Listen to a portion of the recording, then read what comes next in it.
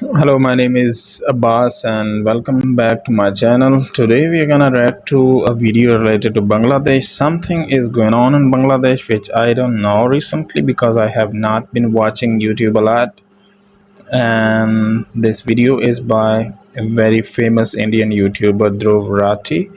And let's see what is happening. The video is already too long, so I will not go into the details myself. Let's directly go to the video. It's already 18 minutes long video. So the thing is like, hopefully he does not put a copyright strike on my video. देश भर के schools और colleges को shut down कर दिया गया है और बांग्लादेश की सरकार ने मोबाइल इंटरनेट सर्विसेज को भी सस्पेंड कर दिया। মুক্তিযোদ্ধাদের নাতিপুতিরাও পাবে না, তাহলে কি রাজাকারের নাতিপুতিরা পাবে? इस तरीके का लो लेवल आर्ग्यूमेंट एक प्रधानमंत्री को क्या आर्ग्यूमेंट था? Bangladesh government has suspended mobile internet services को भी सस्पेंड कर दिया। মুক্তিযোদ্ধাদের If freedom fighters' grandchildren don't deserve it, নাতিপুতিরাও পাবে না, তাহলে কি রাজাকারের do the oppressors and their grandchildren deserve it? Bro, somebody deserves it. I don't know who, but somebody does. নাতিপুতিরা পাবে? इस तरीके का लो लेवल आर्ग्यूमेंट एक प्रधानमंत्री को सूट नहीं करता। सूट क्या करता है? पॉलिटिशियंस यही तो करते हैं भैया। बांग्लादेश की प्रधानमंत्री शेख हसीना को अब प्रोटेस्टर्स डिक्टेटर करके भी पुकार रहे हैं। नमस्कार दोस्तों, पिछले महीने बांग्लादेश में भारी संख्या में स्टूडेंट सड़कों पर उतरे प्रोटेस्ट करने के लिए। शुरुआत में तो ये प्रोटेस्ट पीसफुल ही थे, लेकिन अब हालातों ने बड़ा खौफनाक और हिंसक मोड़ ले लिया है। बांग्लादेश में अब एक मिलिट्री कर्फ्यू डिक्लेयर कर दिया गया है। Troops on the streets, a strict curfew. I have no knowledge about it, bro. No clue. People in Pakistan have no clue what's happening in Bangladesh because there's a lot of stuff going on in our own country, so we have no clue. A near blackout of communication. देश भर के schools और colleges को shut down कर दिया गया है और बांग्लादेश की सरकार ने मोबाइल इंटरनेट सर्विसेज को भी सस्पेंड कर दिया। इन वायलेंट क्लैशेस में अब कम से कम 150 लोग मारे जा चुके हैं और हजारों जख्मी हैं। बांग्लादेश की प्रधानमंत्री शेख हसीना को अब प्रोटेस्टर्स डिक्टेटर करके भी पुकार रहे हैं। आखिर क्या कारण है इस सब के पीछे? आइए समझते हैं इस पूरी सिचुएशन को विस्तार से आज के इस वीडियो में।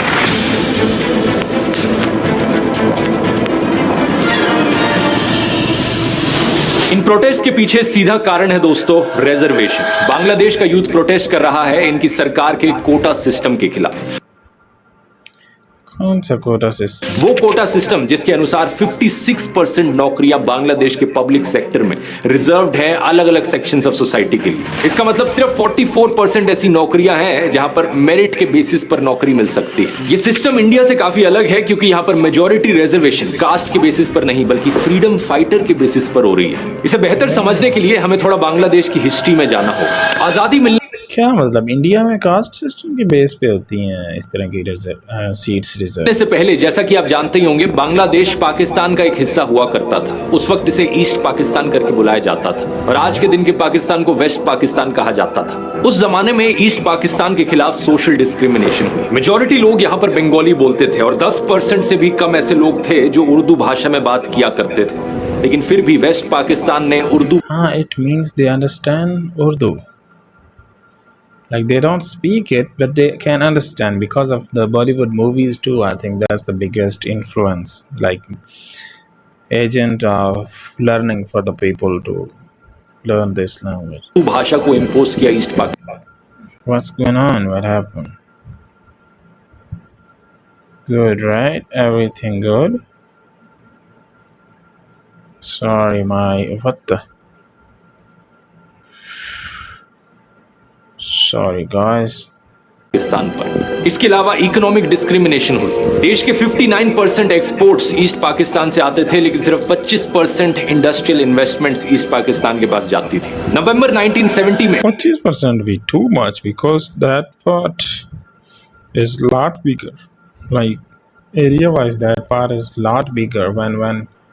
When the family is living in a house, they decide if they are living in one room if they're living in one room, everybody, and all the other rooms are empty, it does not mean that like the quota and budget should be divided according to the rooms, right?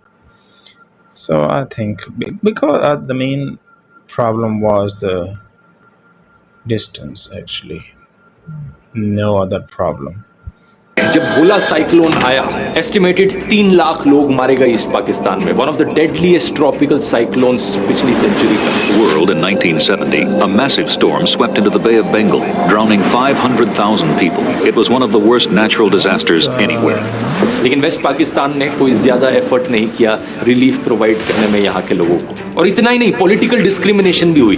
साल 1970 की elections में east Pakistan के पास 162 seats थी, waste Pakistan में 138 seats थी। Waste Pakistan में लोगों ने अलग अलग पॉलिटिकल पार्टी ये होता थी, वो बिल्कुल ये नहीं चाहती थी। Because you know that what happened in the past, we cannot go back and change it, and now people from East Pakistan and West Pakistan are healing. Like the new generation has started liking each other and trying to talk to each other and being like brothers and sisters again. And let's not focus too much on the history, because we cannot go back in time and change the history. What happened.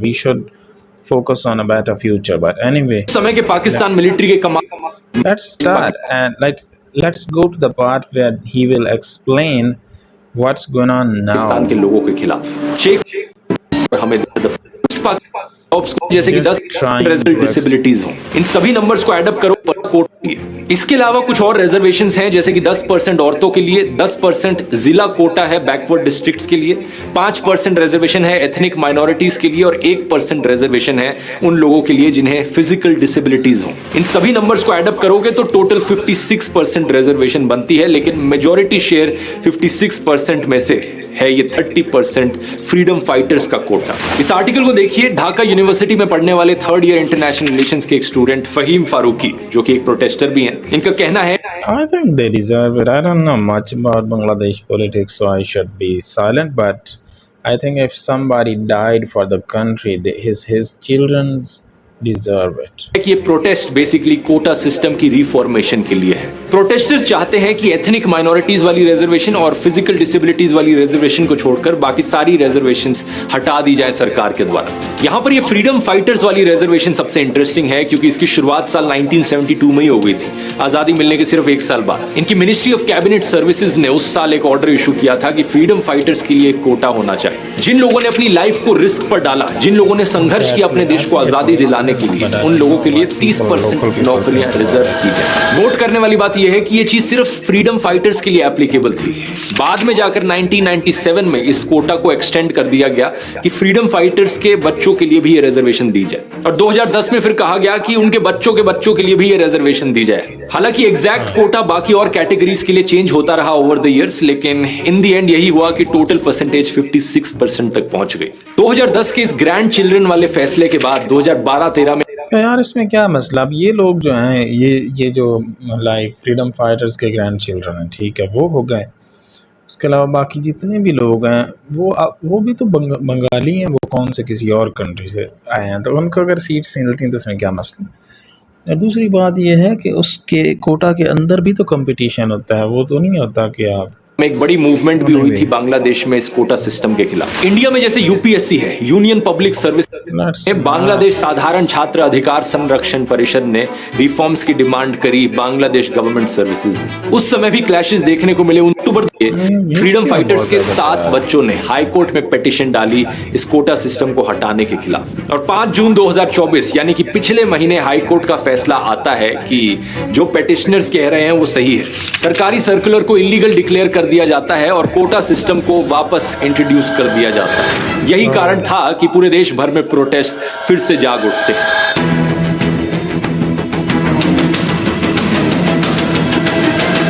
Protest करने वाले students कहते हैं कि ये Kota unconstitutional है। Original constitution में कहीं नहीं लिखा गया था कि फ्रीडम फाइटर्स की अगली जनरेशंस को भी जॉब्स में रिजर्वेशन दो। और यार पता नहीं क्या, वैसे ये बात है, जहाँ जहाँ मुस्लिम कंट्रीज हैं ना, आजकल तो बहुत ज्यादा मसाले हैं यार, ये लोग पता नहीं इनका सोचने का तरीका कार ही हमारा और हो वैसे भी इसका क्या तुक बना। फ्रीडम फाइटर्स को रिजर्वेशन देना समझ में आता है क्योंकि उन्होंने संघर्ष किया था देश को आजादी दिलाने के लिए, लेकिन उनके पोते पोतियों तक को रिजर्वेशन दी जा रही है सिर्फ इसलिए क्योंकि उनके ग्रैंड पेरेंट्स फ्रीडम फाइटर्स थे।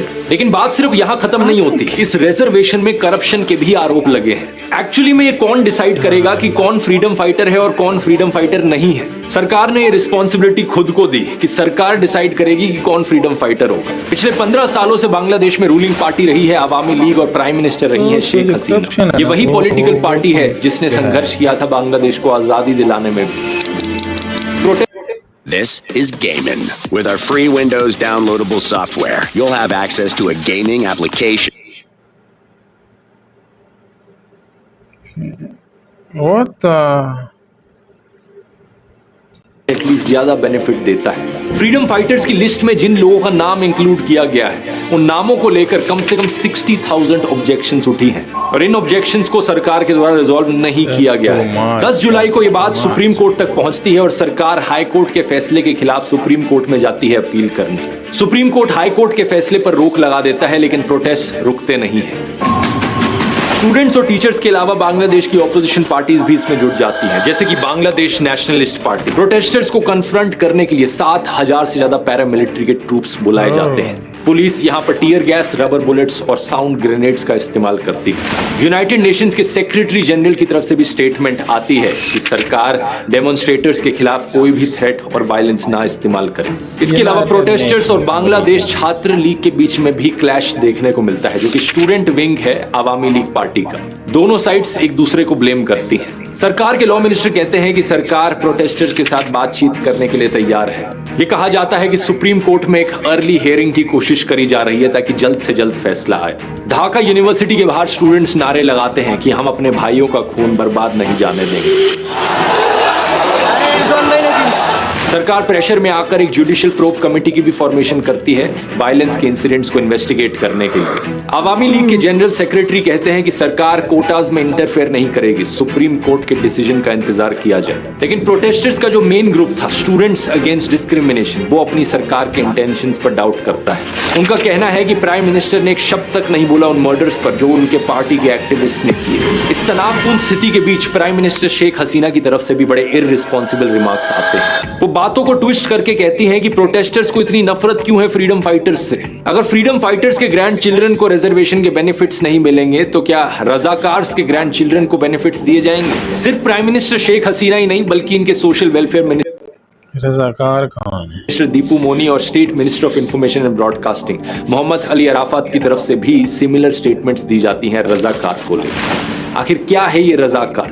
रजाकार दोस्तों एक पर्शियन शब्द है जिसका मतलब होता है वॉलंटियर या हेल्पर। लेकिन 1971 की वॉर में रजाकार वाहिनी एक पैरामिलिट्री ग्रुप था जो एक्चुअली में वेस्ट पाकिस्तान की आर्मी को सपोर्ट कर रहा था। दूसरी तरफ मुक्ति वाहिनी था जो बांग्लादेश की आजादी के लिए फाइट कर रहा था। इस रजाकार वाहिनी में करीब 50,000 लोग थे जिन्होंने वेस्ट पाकिस्तान की आर्मी को सपोर्ट किया और ईस्ट पाकिस्तान के लोगों पर हो रहे अत्याचारों को इनकरेज किया या उसमें भाग लिया। 1973 में जब शेख मुजीबुर रहमान की सरकार बनी तो उन्होंने international crimes tribunal act introduce किया इन्हीं रजाकार लोगों को ढूंढने के लिए और पनिश करने के लिए। एंथ्रोपोलॉजिस्ट नयनिका मुखर्जी नोट करती हैं कि करीब 37,000 रजाकार्स को आइडेंटिफाई किया गया। इनमें से करीब 26,000 को माफ कर दिया गया सरकार के द्वारा और बाकियों को पनिश किया गया या तो जेल में डालकर या उनका ट्रायल अभी भी चलता रहा। कुछ ट्रायल्स तो इतने लंबे चले कि 2022 में भी रजाकार वाहिनी के 6 मेंबर्स को फांसी की सजा सुनाई गई फॉर क्राइम्स अगेंस्ट ह्यूमैनिटी। तो पॉइंट आप यहां समझ सकते हैं क्या है दोस्तों। बांग्लादेश में रजाकार का मतलब है गद्दार, एंटी नेशनल, देशद्रोही। और अगर कोई सरकार के खिलाफ प्रोटेस्ट कर रहा है इस रिजर्वेशन को लेकर, क्या उन्हें देशद्रोही कहना सेंस बनाता है? कोई सेंस नहीं बनाता। ये वही पुरानी स्ट्रैटेजी है कि सरकार को पसंद नहीं आया कि लोग सरकार के खिलाफ बोल रहे हैं तो उन्हें देशद्रोही घोषित कर दो। लेकिन सच बात तो यह है, जैसा अमेरिकन ऑथर और एक्टिविस्ट एडवर्ड एबी ने लिखा था, a patriot must be ready to defend his country against his government. एक सच्चा देशभक्त अपनी सरकार से भी अपने देश को डिफेंड करता है। डेमोक्रेसी का मतलब सिर्फ ये नहीं होता कि 5 साल में एक बार वोट करने चले जाओ। डेमोक्रेसी एक डायनेमिक सिस्टम होता है जहां पर लोग पॉलिटिकली अवेयर होने चाहिए। जनता बार बार देश की सरकार को अकाउंटेबल ठहराते रहे, जांचते रहे कि सरकार सही काम कर रही है या नहीं कर रही। और जरूरत पड़ने पर सरकार के खिलाफ भी खड़ी हो। प्रधानमंत्री शेख हसीना का ये कमेंट प्रोटेस्टर्स पर एक क्लियर कट एग्जाम्पल है स्ट्रॉ मैन फैलेसी का। इसका मतलब है कि आप दूसरे की आर्ग्यूमेंट को गलत तरीके से प्रेजेंट कर रहे हो और उसे तोड़ मरोड़ के पेश कर रहे हो। अगर प्रोटेस्टर्स कहते हैं कि वो उस रिजर्वेशन के खिलाफ है जो फ्रीडम फाइटर्स के पोते पोतियों को मिलने लग रही है, तो इसका मतलब ये कैसे हो गया कि वो फ्रीडम फाइटर्स को डिसरिस्पेक्ट कर रहे हैं? जब प्रधानमंत्री शेख हसीना की सरकार ने खुद इस रिजर्वेशन को हटाया था 2018 में, तो क्या वो भी फ्रीडम फाइटर्स की डिमांड कोई अनरीजनेबल नहीं है? लेकिन अब इस मुद्दे पर दोस्तों हमारे इंडिया के गोदी पत्रकारों की भी जरा नॉनसेंस सुनिए। सुधीर चौधरी ने आज तक टीवी चैनल के प्रोग्राम में स्टूडेंट्स के इन प्रोटेस्ट को फॉरेन फंडेड बता दिया। हवा हवा में बातें करते हुए कहा कि इसके पीछे अमेरिका और बाकी पश्चिम देशों का हाथ है। अमेरिका जैसे जो देश हैं वो पीछे से रिमोट कंट्रोल से इन दंगों को भड़काते रहते हैं, क्योंकि जो पश्चिमी बड़े बड़े जो देश हैं अमेरिका जैसे, वो उन देशों के विपक्षी दलों के साथ मिल जाते हैं। एक इंफोग्राफिक में लिखा कि विकासशील जिलों के निवासियों के लिए 10% आरक्षण। विकासशील का मतलब होता है जो विकास की तरफ बढ़ रहा हो, यानी डेवलपिंग, जबकि बांग्लादेश ने 10% कोटा पिछड़े जिलों के निवासियों के लिए दिया है। और इसके बाद सुधीर कहते हैं कि वेस्ट बंगाल के कुछ स्टूडेंट्स इन प्रोटेस्ट का समर्थन कर रहे हैं और यही स्टूडेंट्स अपने देश में आरक्षण की मांग करते हैं। ये कैसे हो सकता है? एक और चौंकाने वाली खबर यह है कि बांग्लादेश में हो रहे इस आंदोलन के समर्थन में पश्चिम जैसे सो-कॉल्ड पत्रकारों की रीजनिंग पावर सही में इतनी कमजोर है या फिर है वो कास्ट के आधार पर है, जबकि बांग्लादेश में दूसरे क्राइटेरिया के आधार पर आरक्षण है। वहां पर कोई जाति का आरक्षण नहीं है, धर्म का आरक्षण नहीं है, ये आरक्षण अलग किस्म का है। तो फिर ये कंपैरिजन करने का क्या सेंस बना? इंडिया में रिजर्वेशन मिलती है सो कॉल्ड लोअर कास्ट लोगों को जिनके खिलाफ हिस्टोरिकल डिस्क्रिमिनेशन हुआ है, लेकिन सिर्फ हिस्टोरिकली नहीं बल्कि आज के दिन भी हमें कास्ट एट्रोसिटीज देखने को मिल रही हैं। राजस्थान में जितेंद्र पाल मेघवाल नाम के एक दलित को सिर्फ इसलिए मार दिया गया क्योंकि उन्होंने मूंछ रख ली थी। आज तक की ही वेबसाइट पर यह न्यूज आर्टिकल देखिए। गुजरात में दलित दूल्हे को घोड़ी नहीं चढ़ने दिया, बारातियों के पगड़ी बांधने पर किया पथराव। 8 साल के बच्चे ने पानी की बाल्टी को हाथ लगा दिया तो उसे पीट दिया गया। और कहां हुई ये चीज? स्कूल में। सिख धर्म तो इगैलिटेरियनिज्म की प्रिंसिपल्स पर शुरू हुआ, यानी कि सब बराबर हैं, जातिवाद खत्म करो। लेकिन आज पंजाब में दलित सिखों के लिए अलग गुरुद्वारे देखे जा सकते हैं। और प्रिविलेज ब्लाइंडनेस में डूबे हुए गोदी पत्रकारों के हिसाब से तो जातिवाद है ही नहीं देश में। इनके हिसाब से तो मेरे ख्याल में जो एक आरक्षण जैसे पॉजिटिव अफर्मेटिव एक्शन की कोई जरूरत ही नहीं है, सब चंगा सी।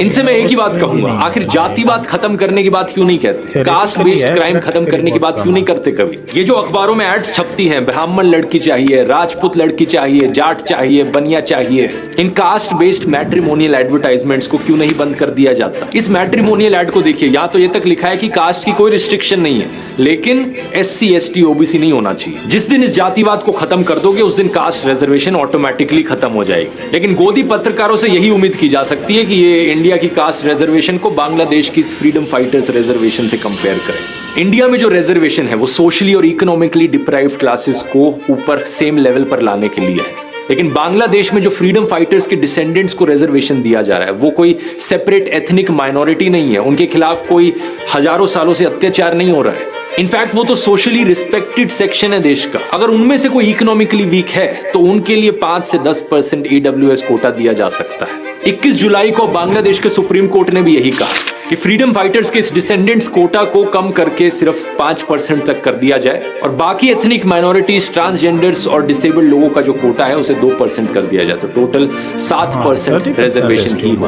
अब मेरा पर्सनली मानना है दोस्तों, बांग्लादेश में जो प्रोटेस्ट उठे इनके रिजर्वेशन के खिलाफ, ये सिर्फ एक सिम्टम है। असली बीमारी जो यहाँ पर है वो है अनएम्प्लॉयमेंट की। और इंडिया जैसे ही बांग्लादेश में भी बेरोजगारी एक बहुत बहुत बड़ी प्रॉब्लम बन चुकी है। पब्लिक एडमिनिस्ट्रेशन मिनिस्टर फराद हुसैन ने बताया पार्लियामेंट को फरवरी में कि 5 लाख से ज्यादा पोस्ट वेकेंट थी इनके देश में। अगर इन्हें फिलअप भी किया जाए तो भी काफी नहीं होगा। बांग्लादेश ब्यूरो ऑफ स्टैटिस्टिक्स का डेटा बताता है कि 18 से 19 लाख यंग लोग हर साल जॉब मार्केट को ज्वाइन करते हैं। 17 करोड़ लोगों का देश है, उसमें से जो वर्किंग पॉपुलेशन है वो करीब 2/3 है, यानी 11 करोड़ के आसपास। इन 11 करोड़ लोगों में से 3 करोड़ लोग अनएम्प्लॉयड हैं। बांग्लादेश में इकोनॉमी की भी हालत काफी खराब चल रही है। कंट्री के जो फॉरेन एक्सचेंज रिजर्व्स हैं वो बहुत लो है। 2022 में बांग्लादेश ने इंटरनेशनल मॉनेटरी फंड से मदद मांगी थी अपने फॉरेन एक्सचेंज रिजर्व्स को रिबिल्ड करने के लिए। रिसेंटली एक प्लान भी जारी हुआ $5 बिलियन का लोन लेने के लिए चाइना से। अब वो अलग मुद्दा है अपने आप में कि जब भी कोई देश चाइना से लोन लेता है तो उससे प्रॉब्लम कभी सॉल्व नहीं होती, बल्कि एक और नई प्रॉब्लम क्रिएट हो जाती है। चाइना की डेट डिप्लोमेसी जो श्रीलंका के साथ देखने को मिला। लेकिन इसके अलावा इन्फ्लेशन रेट भी बहुत हाई है, 9% पर। लोगों का खर्चा बढ़ रहा है और लोगों के पास नौकरियां नहीं है। तो रिजर्वेशन सिस्टम को इंप्रूव करना तो सिर्फ पहली स्टेप है। अगर लॉन्ग टर्म में यहां पर सोल्यूशन निकालना है तो सरकार को फोकस करना होगा जॉब्स क्रिएट करने पर। और इन इकोनॉमिक मुश्किलों के अलावा प्राइम मिनिस्टर शेख हसीना की पॉलिटिकल मूव्स पर भी सवाल उठाए गए। जनवरी में उन्होंने अपनी 4th कॉन्जिक्यूटिव टर्म जीती, लेकिन इलेक्टोरल रिगिंग के बड़े बाहरी ये शेख हसीना का इसका कब वो ख़त्म होगा और लोग क्या इसको सपोर्ट करते हैं या नहीं है। दूसरा ये कि यार ये मुझे तो रिसेंटली मैं इस पे वीडियो देख रहा था, वो कह रहे थे कि बहुत ज़्यादा तरक्की कर रहा है बांग्लादेश और प्रोग्रेस कर रहा है चीज़ों में, और मैं देखता भी हूँ डिफरेंट कंट्रीज़ में बांग्लादेश की मेड इन बांग्लादेश प्रोडक्ट्स भी बहुत ज़्यादा होती हैं। तो इसका मतलब है कि बहुत ज़्यादा वो तरक्की कर रहे हैं। तो ये फिर क्या चल रहा है, पता नहीं, क्या कंफ्यूजन हो गया है हमको। Please comment in the section if you got any information like about the real ground situation in Bangladesh. See you in next video. Please subscribe to my channel and watch my other videos about Bangladesh. I mostly make videos about Bangladesh only.